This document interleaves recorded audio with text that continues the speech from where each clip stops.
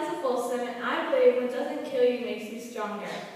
I'm sure most of you are familiar with the song by Kelly Clarkson with the same title. It is also a saying that dates back many years.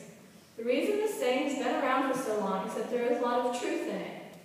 I bet all of us could think of a situation where we learned from a mistake or we got through something difficult and came out better from it. Today, I would like to talk about my experience. In my short life, I've not had many life-threatening situations. I am fortunate enough to say that I haven't had many big disappointments either.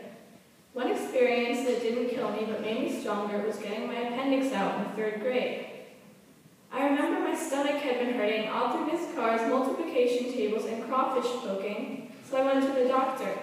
After 6 or 7 hours of testing and waiting around in the emergency room, I finally went to surgery at 2 a.m. This was a very scary experience, but by trusting things would be okay and that I would wake up just fine the next morning, I got through it. Afterward, I knew I could face a similar problem or a trip to the emergency room with more experience and confidence and be okay. There are also a lot of little things in life that help us to grow stronger. Even things like not doing well on a math test or losing a soccer game can help us grow. At first it doesn't feel good, but we can learn to study more or learn what to do differently next time.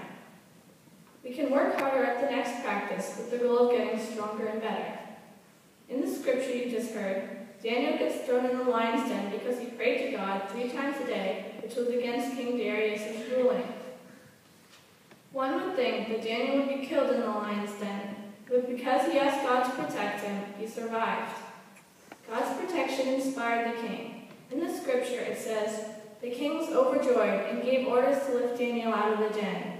And when Daniel was lifted from the den, no one was found on him because he had trusted in his God." Against all odds, Daniel was not killed. In fact, his beliefs and his relationship with God were strengthened when God sent the angels to shut the lions' mouths. Even the king's faith was strengthened. Clearly here, what didn't kill Daniel made him stronger. I think the topic, what doesn't kill you makes you stronger, is an important lesson for us to keep in mind as we go through our lives. If we get hurt or run into challenging situations, then we can remember that there may be lessons to learn, even if we make big mistakes. We can realize that all experiences make us who we are, and some of them, luckily, will make us stronger. Sometimes it's the most painful experiences from which we learn the most and make us the strongest.